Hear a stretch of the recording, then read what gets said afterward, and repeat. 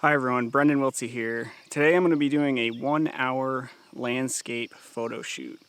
This is part of a series that I've been doing over the last few weeks, highlighting locations and a sort of an approach to landscape photography that it doesn't take a lot of time, doesn't take a lot of commitment.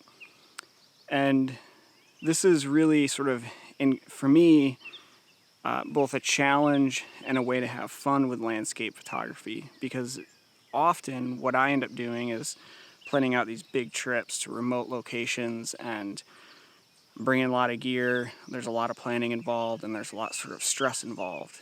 And so this video series is about how in an hour can we go out to a location, shoot it, have fun, create some nice images, maybe not the best images, and really just enjoy the places that are right around us. And I hope this sort of helps people lower the bar for themselves that are getting into landscape photography.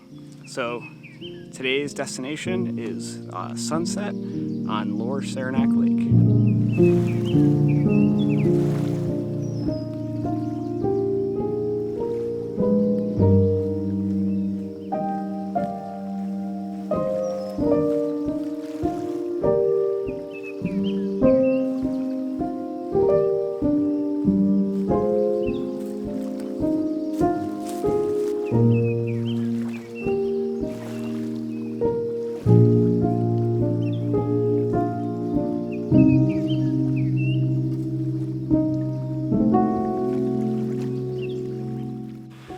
Alright, so I've hiked down to the lake. This particular spot that I'm at is only about a 5-minute walk from my car and only about a 5-minute drive from my house. So it helps when you're doing this sort of shooting to know some locations that are close by. And one of the things though that I like about this particular location, and a reason I get drawn here quite often, is because of all of the foreground interests. So my background right now, I'm backlit by a setting sun. So let me adjust the exposure here so you can see better what is behind me. So we got the sun over an island in the distance there behind me, but it's all of these rocks along the shoreline that can really help bring a composition together. They give the viewer something to see and to focus on in the foreground of the image. And if we can pull in maybe some of the logs, I'm not sure we're going to be able to do that. We can help lead the viewer into the image. And then the other nice thing about having rocks or something in the foreground is that we can get a nice contrast in texture between the rock, which has a very granular texture to it, and as the sun sets and the light starts to drop, we can extend our shutter speed and really soften the water on the lake, and so you get this nice contrast in texture between the detail in the rock and the softness of the water. So I'm going to scout a few areas right around here, and I think I'm going to settle in and just wait for the light. Alright, so I found, I think, what's going to be my main composition. I might move up and down the shoreline a little bit and grab a couple others once we start to get some real nice light across the landscape. Let me just show you this real quick.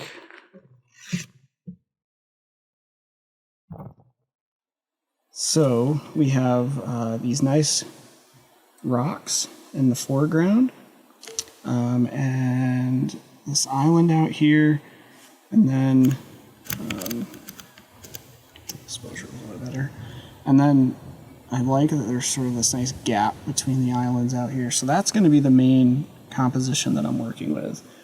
I'm going to set up real quick right now and see if I can get a nice shot before the color starts coming out with the starburst effect. Let me see if I can simulate that on film for you.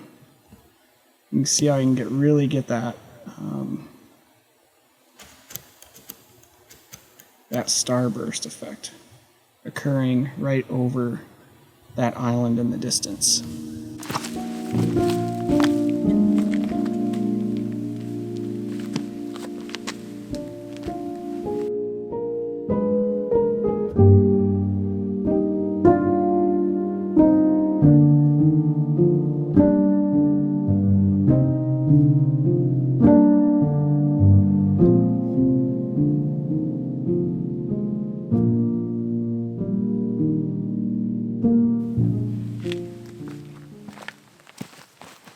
Yeah, so I just barely got the starburst effect over the trees there.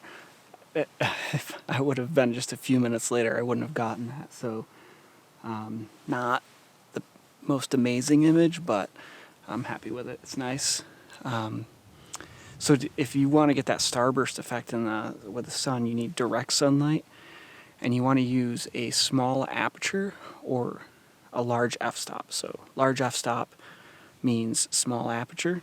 So I find that something around f16 to f18 tends to be best to get that effect.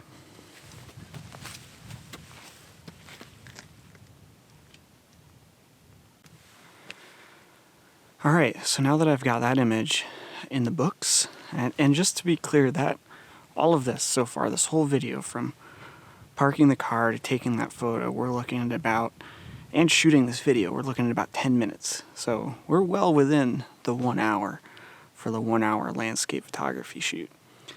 So at this point, I have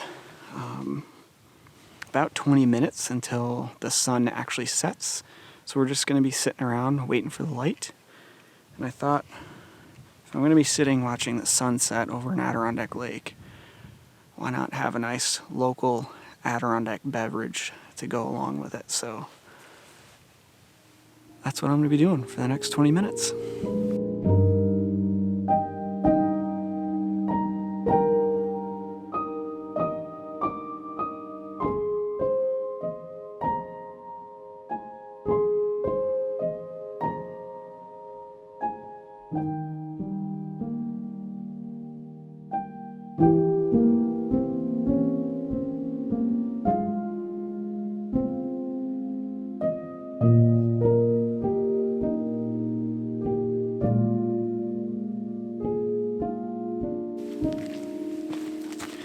I went to grab another shot real quick and I just spooked a common merganser who was hanging out right next to me. Oops.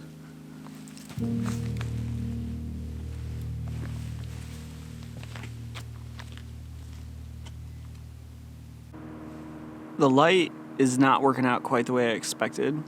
I'm still not losing hope that my original composition might not work out, but I'm gonna just reposition. My camera's right behind me here, and I'm looking sort of right at the sunset. And that might develop some color in just a few minutes, but to the left of the sunset, if you're looking at it, so over in this direction, there's some more interesting tones on the horizon. So I'm gonna reposition my camera, find a new composition, and try and focus on some of that sort of distant sky. And I might zoom in. I'm at 24 millimeters right now, so wider shot to capture the rocks and the sunset. And I might try and tighten that up a little bit. My lens is only a 24 to 70. I don't have any other lens with me, so if I had a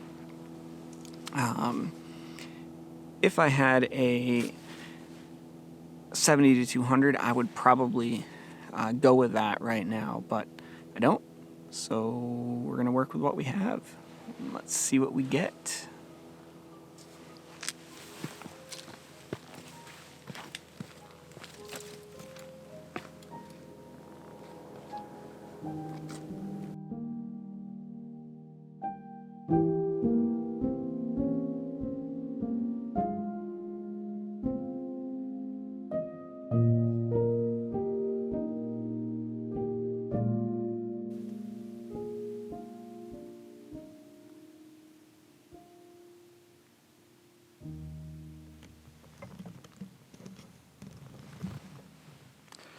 So sometimes when you're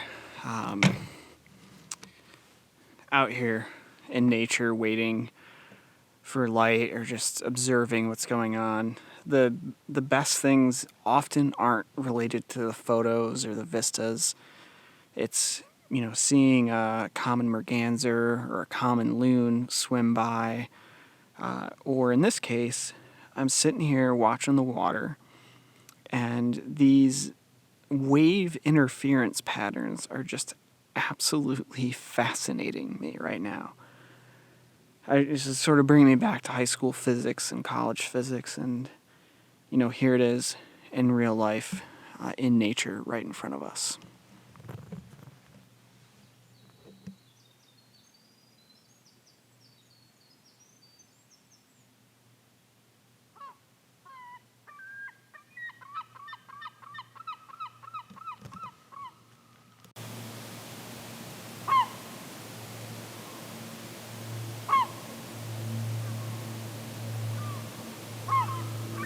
All right, folks, so the sun is set right now. It is, it might not look that way on the video, other than the fact that it might be all grainy because of sensor noise, but it is getting quite dark out. I didn't get the amazing landscape image that I wanted to. The light didn't work out. And that's really what these videos are about. This idea of a 1 hour landscape shoot is just about getting out there, doing landscape photography, practicing, working with what you have. My very last image, which I'll throw up on the screen right now, I think I'm happy with. I need to get it back to the computer. I need to do post-processing on it, but I'm shooting at f11, base ISO, 1 second, focusing really on those foreground elements, since the sky didn't really turn out in terms of color or anything. There's not a lot of clouds or anything in the sky. And so, instead I'm focusing on these rocks here behind me and trying to bring out those elements in the composition. So I hope you enjoyed this video. I hope it inspires you to get out and start shooting and enjoy nature and enjoy the experience of landscape photography. I know that this short bit of time for me, I've seen cool patterns in the waves and the water. I spooked a common merganser, which I feel a little bad about. I've heard a loon and a bunch of other birds, and yeah, I've had a great evening. So if you like this video, please hit the like button down below. If you'd like to see more videos like this, please subscribe. I'll catch you next time.